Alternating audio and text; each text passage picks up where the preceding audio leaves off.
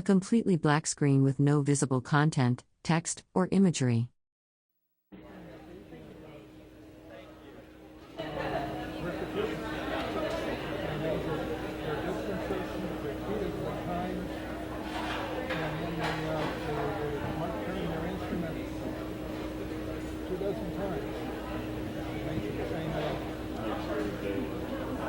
And if we were out at any number, they'd say you had to be in, say, 75% of the time you had to be within a small tolerance. Then eventually they'd come up with a very accurate measurement. And they would carry this distance of never using part of as benchmarks and triangulation, trigonometry.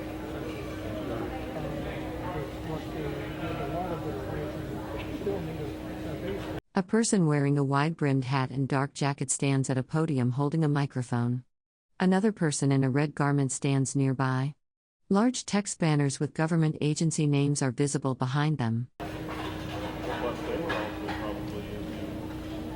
Good afternoon, ladies and gentlemen. Welcome back to the Tent of Many Voices. I see some familiar faces.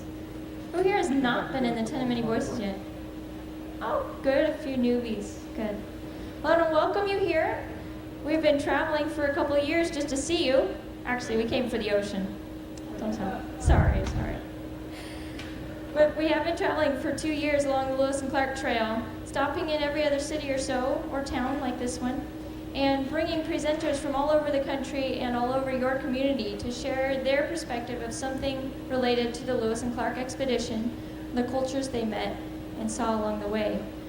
With us at this hour is Ray Gardner, the Vice Chair of the Chinook tribe, and Bob Kennedy from the Haida tribe. So let's give them a nice warm welcome.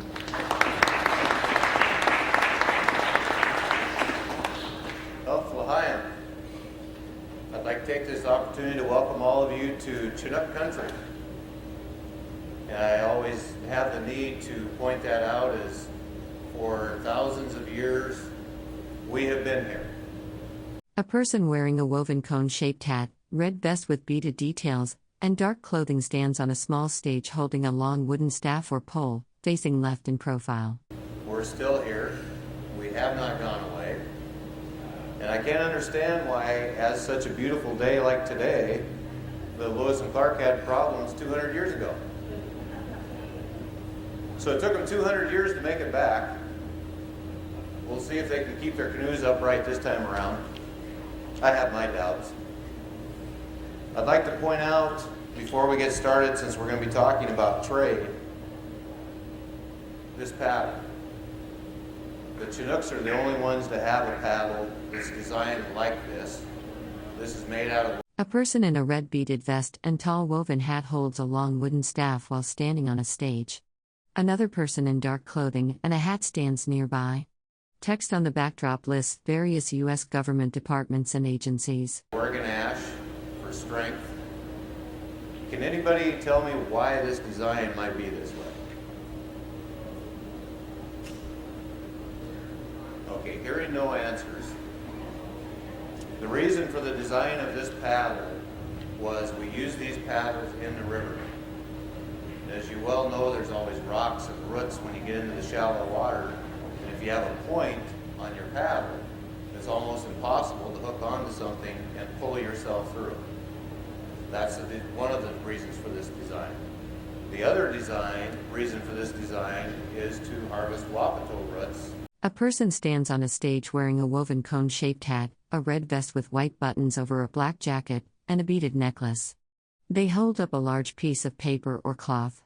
Banners with partial text are visible in the background. Which is one of the staples for our food sources. And this could be put into the ground and work back and forth to work up the roots. This was also one of the tools of our trade, for trading, as the Chinooks were known for their canoemanship. We traveled up the river to as far as Celilo Falls. We traveled into the ocean and up and down the coast, up into Canada and southern Alaska, and down the coast into California in our quest for trade. I always like to get the opportunity to show this. This is actually one that I carved, and this has many miles on it now in a canoe. I use this every time I'm out there. A wooden podium with a microphone stands against a dark background. Text on the backdrop reads Department O&S. F with Department of N Bureau visible below. And this will be in the water tomorrow during a reenactment of trade that we will be having. And this will be being used in our tribal canoe again on the 15th when we have a reenactment of meeting Lewis and Clark. So we're going to be out there to pick them up when they tip over.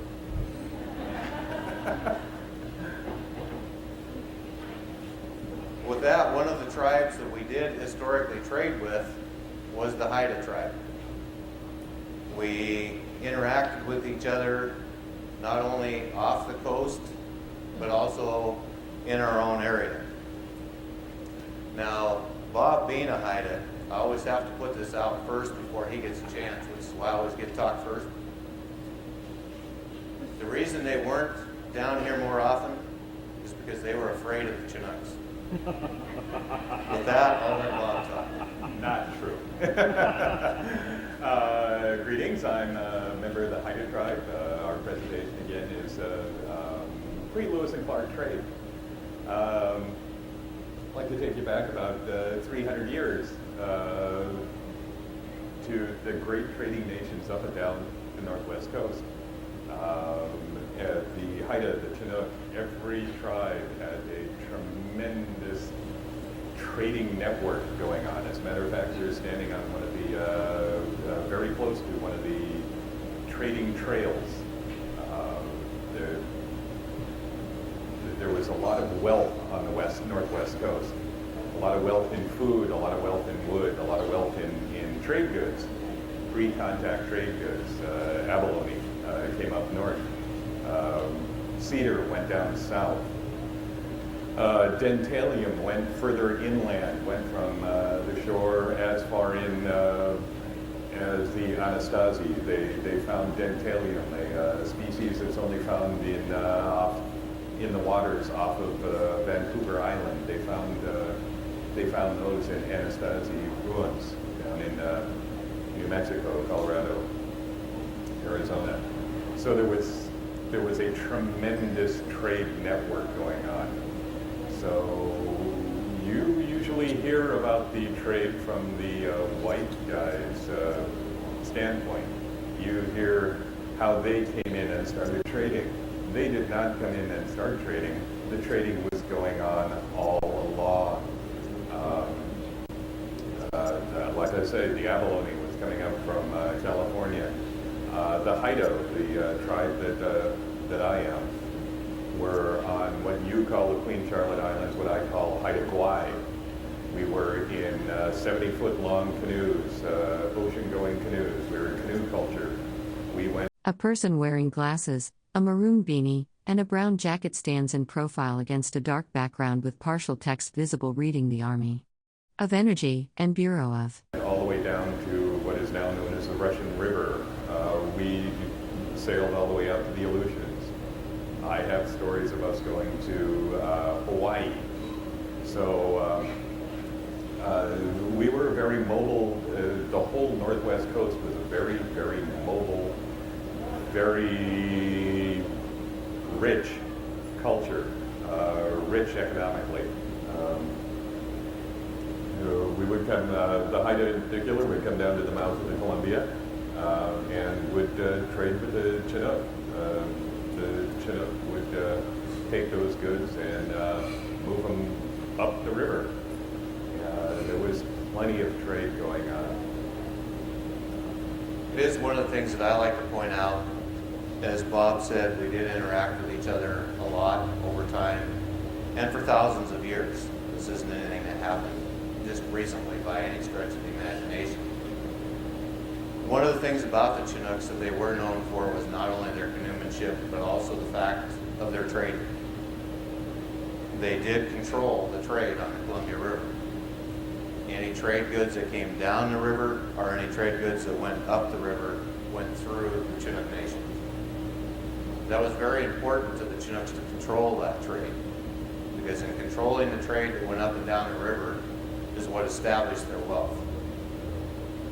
Prior to Euro-Americans coming into the area, the Chinook Nation was, for this area, the biggest and richest tribe anywhere around. That was because of the control of trade. It was one of the things, like Bob said, our goods intermixed back and forth.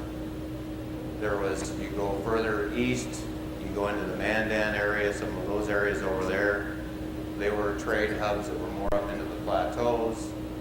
A lot of our goods ended up there, and then went from there over onto the Missouri.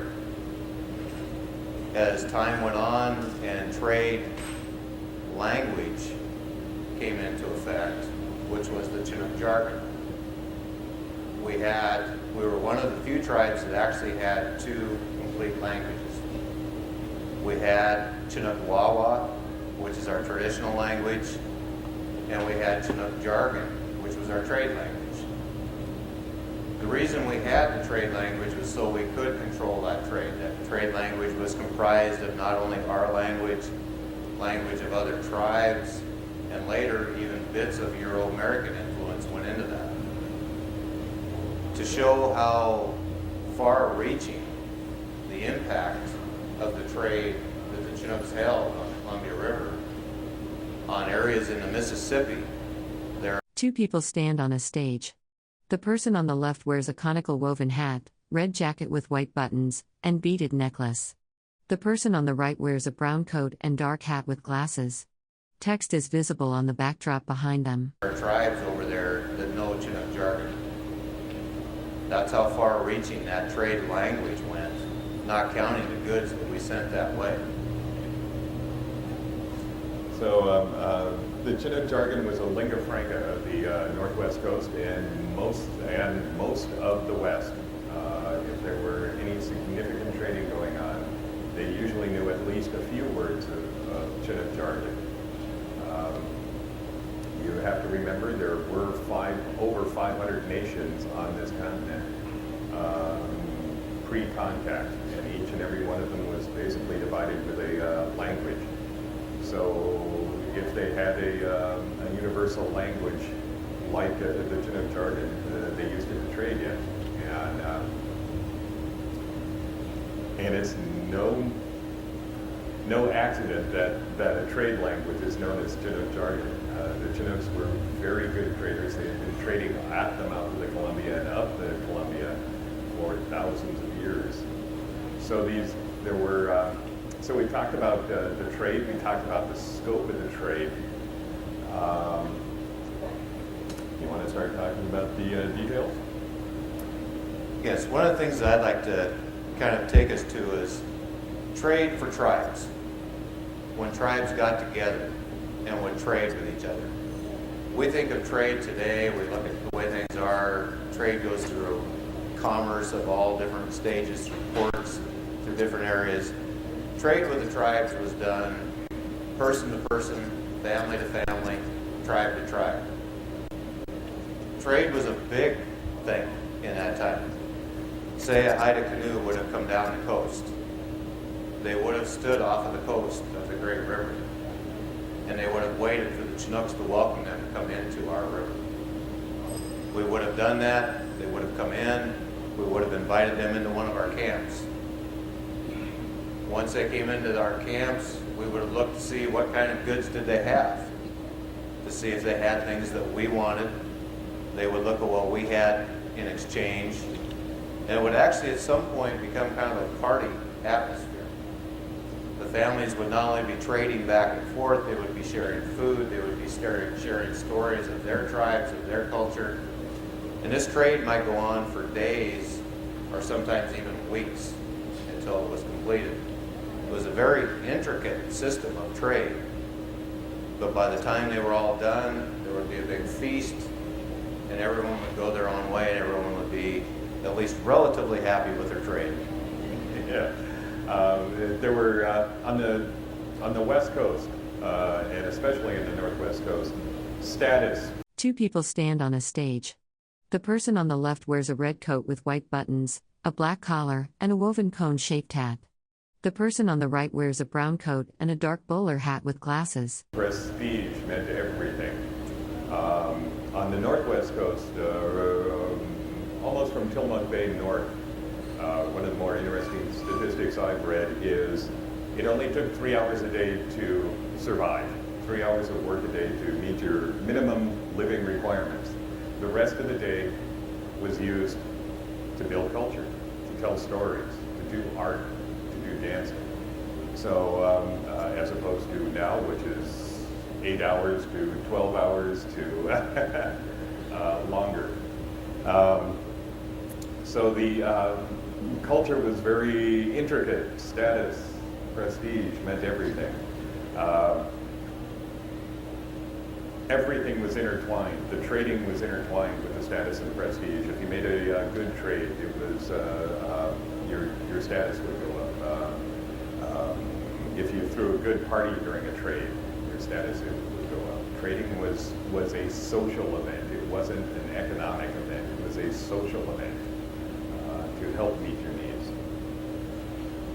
And it was one of the things that for tribes, it's one of the things that all tribes had this portion. It's one of the things that's not talked about that much. But tribes also had slaves. Some of our slaves were acquired, through raids to other villages. And I have to say, even in my own family, my great-great-grandmother was abducted in a slave raid from the Chehalis tribe. She was a Chehalis princess. So she was abducted because of her status in that tribe, was brought back down the river, down to the lower Columbia, and into the Willapa area, because we did travel back and forth. When she married into the family, she lost her slave status and became a Chinook. Now, one of the things, even in the trade among tribes, they would have slaves with them on these trade trips. One, they did a lot of the work. We'd kind of sit back and let them do all the packing, the major paddling in some aspects. But during the course of a trade, it wouldn't be uncommon for slaves to also change hands. Absolutely. Yep. Slave raiding. The slave raids were rarely a big production. They were usually just someone going out in a canoe down the coast and settling a score or picking up a slave. It was not a large harvesting like the Europeans did to the Africans. It was primarily just one. Two people stand on a stage. On the left, a person wears a conical woven hat, red beaded vest, and shell necklace. On the right, a person wears a brown coat and dark hat with glasses. Text is partially visible on the backdrop behind them. But it was always remembered. Remembered in stories. Many of the stories of the Haida tribe or of slave raids that have gone bad or slave raids that were successful. And it's one of the things that the Chinooks looked for people that they felt would be good slaves when they went on these raids or during these trades. But it was also very interesting to the Chinook Nation, as we were noted for being a tribe that flattened the foreheads. The flattening of the forehead was a level of status within the tribe. The steeper the slope, the higher your status was within the tribe. So it was very interesting to us when we would go to other villages in either a trade situation or whatever, that we were noted so much for our trading capabilities and our wealth that members of other tribes would actually flatten the foreheads of their daughters in hopes that the Chinooks would find them attractive and marry them back into the Chinook tribe. The reason that that would be important is because of extended family values. Extended family values within a tribe. If you married a woman from another tribe.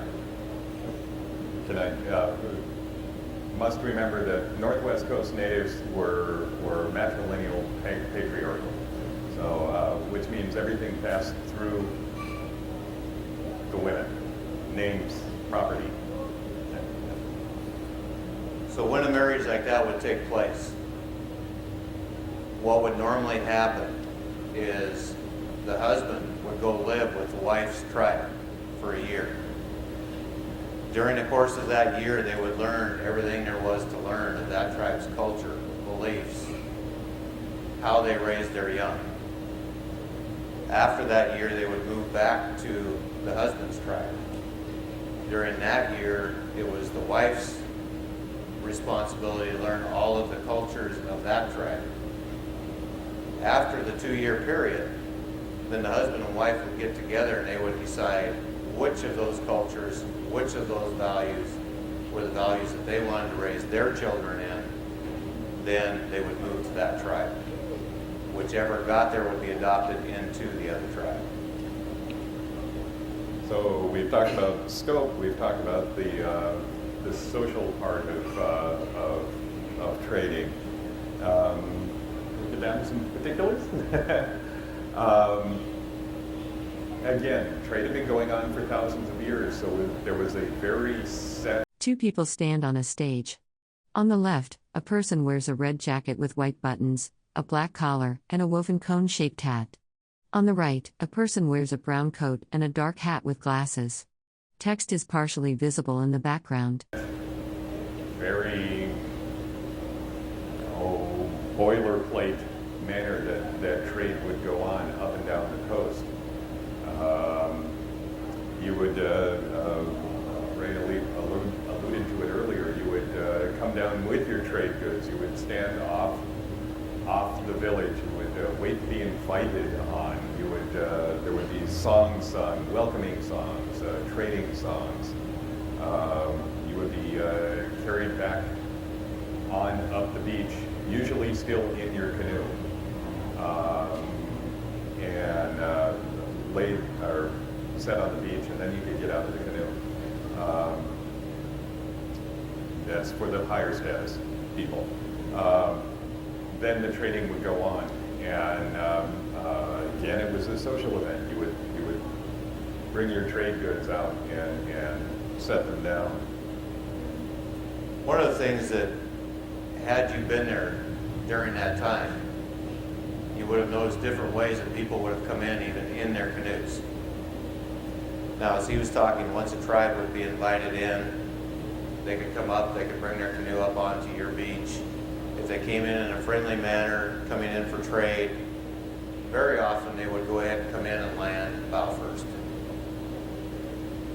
If, in fact, you were going into another tribe to either have a slave raid or to abduct things that they had or take things from them, you would turn your canoe around in the river and you would come in stern first. The reason being was obviously once you got what you wanted and wanted to leave, you didn't want to have to take time to get out in the river and turn around. That was kind of the first getaway cars. You were already pointed in the right direction. So now the tribe that came in to do the trading, if the other tribe didn't find anything that they wanted in amongst those trade goods, they lost prestige. They lost a little face, and it wasn't uncommon for that to happen. But the trade goods would be brought out. They would be basically set in a pile in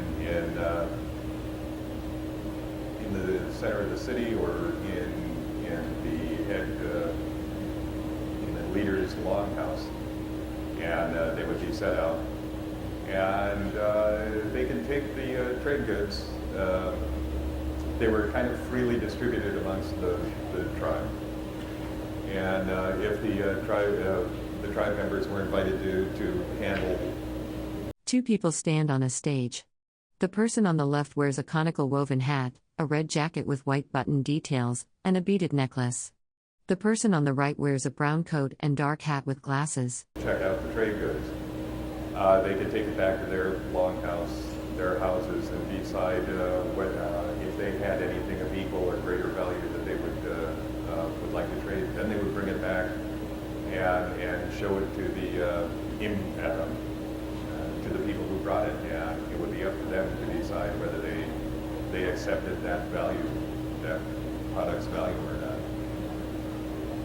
But kind of knowing that really brings it to the thing, one of the things that we like to point out in tribal talks about trade is there was a very well established trade mechanism in place that had been there for thousands of years prior to any contact with Euro-Americans.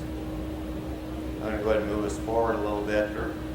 One of the things with the Chinook tribe is we don't know exactly who the first Euro-Americans or other countries were that came here, but we do know that the earliest artifacts that we have that show that we had been trading with the outside world were Chinese.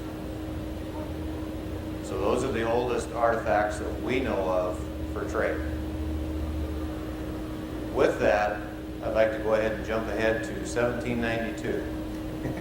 Let's go to 1788. Okay. And just to step back a little, again, I have stories, the Haida have stories of strange boats washing up on their Haida, on their land. And there are many Chinese pottery shards on the beaches in Haida. So yes, China was trading, whether they were drifting ships or whether they were full trading ships. Lots of myths of history.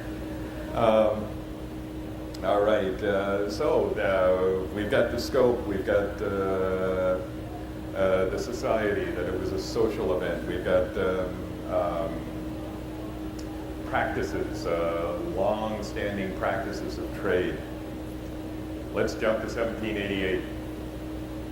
1788 was when the first American flagship came up the west coast.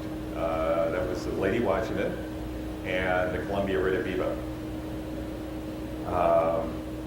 These were Boston men, these were Puritans, these were businessmen, they were very European business. They came up, they were also young. Remember that most of these guys were... Two people stand on a small stage. On the left, a person wears a pointed woven hat, red beaded vest, and dark clothing.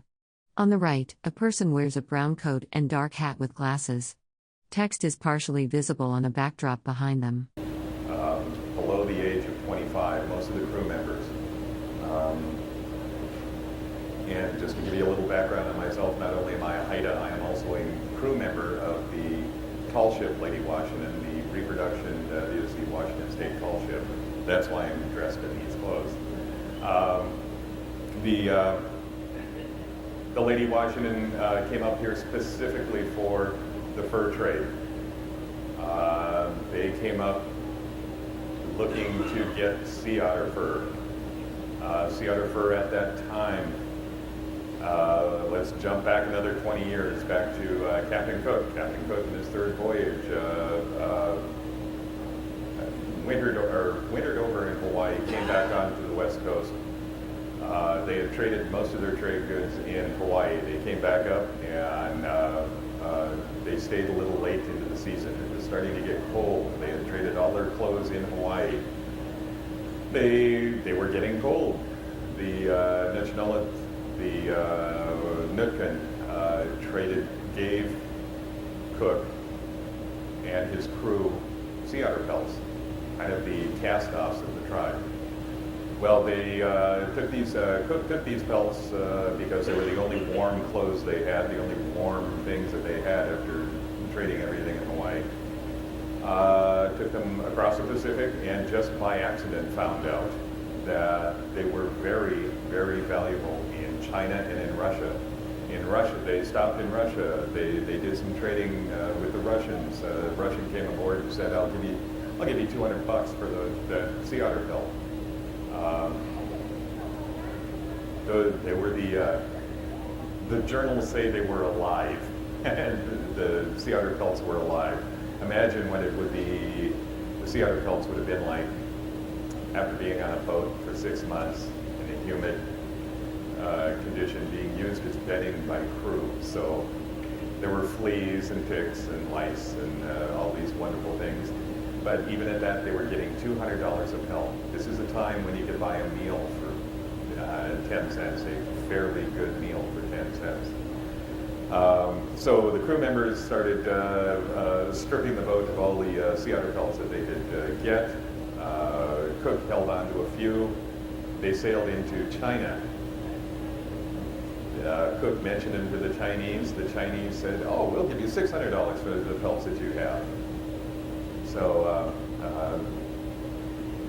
he basically described that in about 2 pages of his journal. The journals were, when he got back to England, they were printed. 2 people stand on a stage. The person on the left wears a conical woven hat, a red jacket with white buttons, and a beaded necklace. The person on the right wears a dark coat and hat with glasses. Text is visible on signage behind them. The journals made it over to Boston.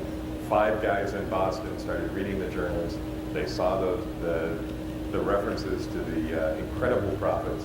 They basically tore those 2 pages out of the journal and outfitted 2 ships, the Columbia Red Aviva and the Lady Washington. Outfitted them with trade goods and sent them around the Horn. It took them a year to sail all the way around. Their first stop was Murderers, what they called Murderers Bay, now known as Tillamook. They went further up north because Captain Cook had based his ships out of Nootka Sound. So he sailed into Nootka and found that they were not the first ones there and that they weren't the only ones there. There were the Spanish there, Hernandez, and Mears was there. So they came in kind of late in the game.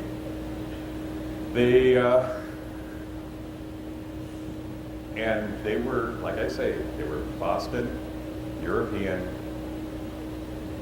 Puritan blood businessmen. Kendrake had been a privateersman. Kendrake was the captain of the Lady Washington. He was a ex-privateersman. He was an ex-whaler. He was Yankee through and through. In it for the buck. He went sailing up the coast, went into Nootka Sound, anchored in Nootka Sound, sent Robert Gray, second in command in the Columbia Red Aviva, out to do trading. Well, again, these are very young guys. They've been at sea for over a year, close quarters. And they did not take any time to learn the customs of what was already a well-established trading system. It came up to bite them when Kendrake in 1791 sailed into a village which is now called Ninstitz, which was then called Skagwai. It's a Haida village. He came sailing in on laundry day. So the laundry was in the rigging drying. So after everything that we've told you about native trading, what do you think they thought when they saw all the clothes hanging in the rigging? They thought they were there for a trading exhibition, for a trading... 2 people stand on a small stage. The person on the left wears a pointed woven hat, red beaded vest, and dark clothing. The person on the right wears a brown coat and dark hat. Text is partially visible on a backdrop behind them. Seminar. So the natives paddled out in their canoes, the Haida paddled out in their canoes, and they started taking the cloth, taking the shirts out of the rigging and paddling back to the village to see if they could find full value to trade. Well, again, being Yankees, And being Puritan blood, they thought they were stealing them. Parenthetically, he didn't get too worried about it until, or Captain Kendrake didn't get too worried about it until 2 of his best shirts went overboard with the natives.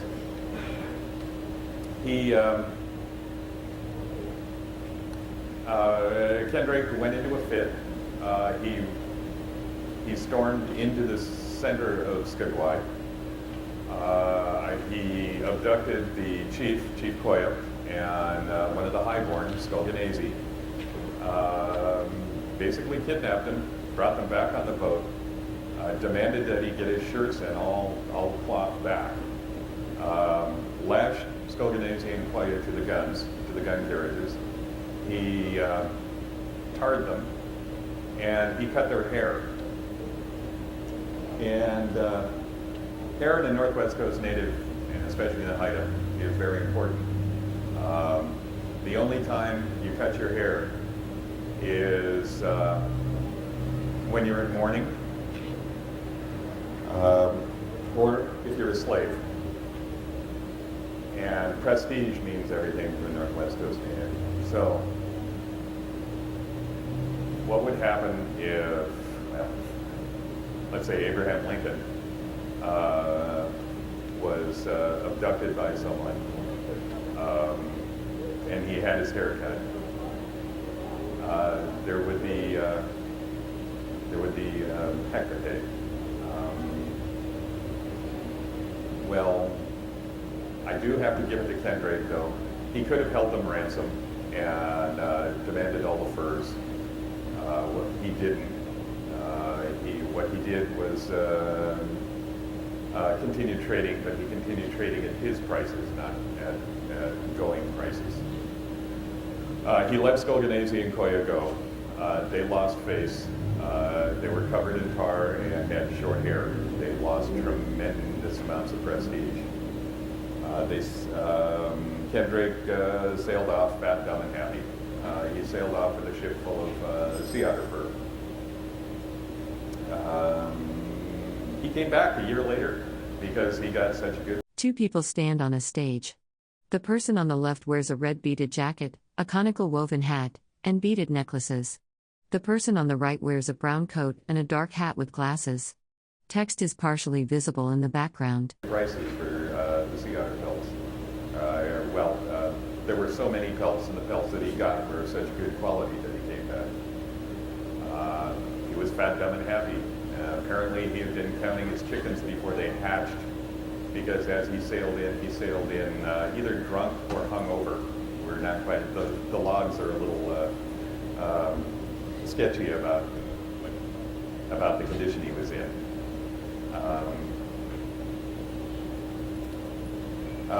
He sent the crew down below deck. Only he and the master gunner were on deck. All of a sudden, a couple of canoes showed up on the port side. A couple of canoes showed up on the starboard side. The Haida canoes at that time were up to 70 feet long, paddled by a crew of 30 or more. The Lady Washington is 68 feet on deck, so these canoes were larger than the Lady Washington. Eventually they got between 60 and 80 Haida on the deck, and by that time the master gunner was getting a little antsy. He basically had elbowed Kendrake and said, "This is getting a little too much to handle." By that time, the crowd parted, and up walked Koya, the leader, the chief who had been disgraced. He walked up to Kendrake and started berating him in Haida. Kendrake noticed what trouble he was in and started screaming orders to the crew down below decks to prepare, because this heathen chief on deck was beginning to threaten them, get everything ready. Koya took out a dagger, took a swipe at Kendrake, wounded him very slightly, and Kendrake went down into the aft cabin, and the master gunner went up in the rigging. So the Haida had the boat. The Haida had the boat for about 3 hours. If they'd had it longer, they would have run it aground and taken the trade goods. They were happy just having possession of the boat. Koya got most of his prestige back by just getting the boat. Kendrake basically was still yelling orders to the crew from the aft cabin. He broke through the wall of the aft cabin. He had found a brace of pistols, broke through the wall of the aft cabin into the hold, rallied the crew. In the hold, the crew was... Two people stand on a stage. The person on the left wears a red vest with white buttons over a dark jacket and a tan woven hat. The person on the right wears a brown coat and dark hat with glasses. Text is partially visible on a banner behind them. About to give up the ship to the Haida. And they burst out through the main hull hatch of the Lady and came up on deck and slaughtered between 40 and 60 of the Haida. Up anchor and sailed in front of the village for another 3 or 4 hours, shelling the village. That's one of that is just one instance of what happened, the misunderstandings that happened during the trading, and a bit of the background as to why the Northwest Coast natives were thought of as vicious, because this was just the first. It had happened in several different places. Opitsit, up in the Tlaquit nation. Basically the same thing happened with the trader, with Robert Gray in command of the Columbia Rediviva at the time. It was all too familiar. Now we'll go ahead and go to 1792. Robert Gray comes down to the Great River. He sits offshore. He can't quite bring himself to come across the bar on the Columbia River. He sends, I believe, 2 of his longboats in and lost them. Yep. Finally, as he was sitting offshore and the Chinooks were watching all of this, and again, you need to remember the Chinooks always had a need to establish trade with anyone that came into our river. We had to control that trade. So we took our canoes and we paddled out across the bar and met Gray in the ocean and actually led him back into the Columbia River. I like to point that out, one, because of one thing, we were obviously the first Columbia River bar pilots. And the best.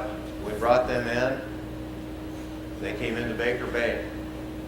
Those of you that are from around here know Baker Bay. It's right down here in Ilwaco. Trade started with Gray. The canoes were coming and going all day long, trying to get this trade system going with Gray. It started becoming dusk. Gray, with his interactions and other people that he associated with, were very reluctant to have tribes around their ships at dark. So they fired shots over the canoes of the Chinooks to scare them off. 2 people stand on a stage with a dark background. The person on the left wears a distinctive woven cone-shaped hat, a red jacket with white buttons and beading, and a beaded necklace. The person on the right wears a brown coat and a dark hat with glasses. Well, we didn't scare very easy. We backed off for a little bit, and we turned around and came right back. It was getting darker. Gray was getting more concerned. So in his journals, he talks about how he had his crew load the 9-pound cannon full of shrapnel.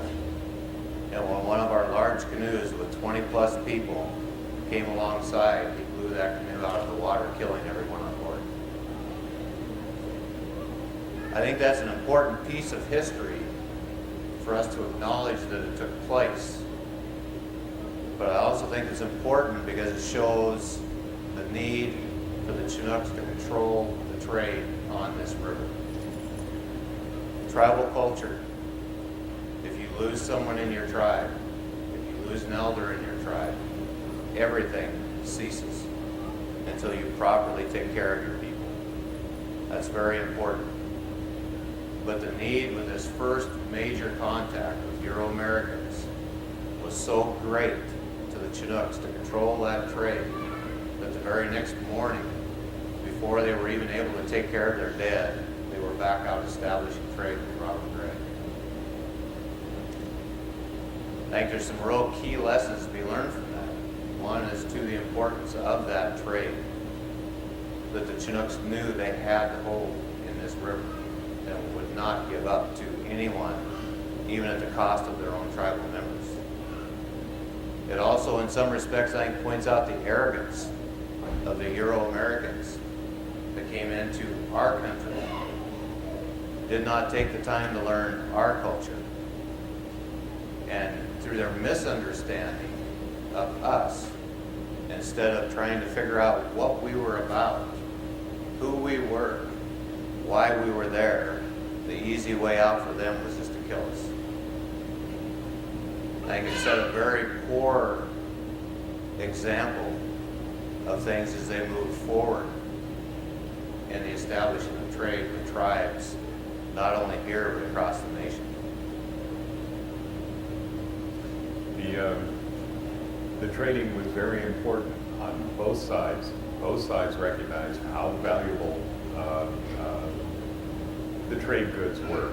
Again, a single well-tanned sea otter pelt could go for $600 in China. $600. One of the more amazing statistics I heard is for the first 5 or 10 years of the sea otter trade, it was not uncommon at all to turn a 3,000% profit. 3,000% profit on your trade goods. Two people stand on a stage. On the left, a person wears a conical woven hat, red beaded vest, and shell necklace. On the right, a person wears a brown coat and dark hat with glasses. Text is visible on the backdrop behind them. So it was important to the Europeans, to the Boston men. The trade goods that the natives got, the beads, they got iron chisels. The beads they'd use for money up and down the coast were intertrading. Each bead had a value. The iron toes, what they were called, is a Polynesian word for a chisel, small chisel. They would use those so that they could make canoes faster, so they could make their artwork faster, so that they could trade more up and down the coast. Okay, so kind of with that, we'll kind of go ahead and move forward to 200 years ago, 1805. The Chinook canoes were out in the river, as we always were. Lewis and Clark, for the lack of a better way of putting it, was huddled behind a rock because they couldn't handle being out there in the storms. They couldn't keep their canoes upright. They were basically stuck there. To their amazement, they looked up, and not only did a Chinook canoe come out of the river to greet them, but maybe just to add insult to injury on our part, our chief was standing up in the bow. When we got there, obviously, as they had made their journey west, they had traded off everything they had that was of any real value to the tribe. So when they got down with us, they really didn't have anything left that we wanted. So with that, before we answer questions, I would like to say, as far as we were concerned, by the time they got here, it was Lewis and who? With that, if anybody has any questions, we'd like to be able to answer them. Second, sir. I'm sorry. I want to come around with the microphone so we can all hear your questions. do the stories of either of your tribes talk about the sea otter trade that would be coming from the Russians from the north? And what kinds of contrasts had worked their way up to the Kwakule, just north of the Haida, north and mainland of the Haida, but they were primarily dealing with the Yupik people along the Aleutians. And what they would do is they would kidnap, they would go into a village, they would kidnap the family of a hunter and say, you will not get your family back until you provide us with... Two people stand on a stage. On the left, a person wears a distinctive conical woven hat, a red jacket with white buttons, and beaded necklaces. On the right, a person wears a brown coat and dark hat with glasses. Behind them, partial text is visible on a backdrop. This many furs. So it was a particularly heinous way of trading. But it worked for them. Right now we need to actually start setting up for the next presentation, so let's give Mr. Gardner and Mr. Kennedy a nice big round of applause.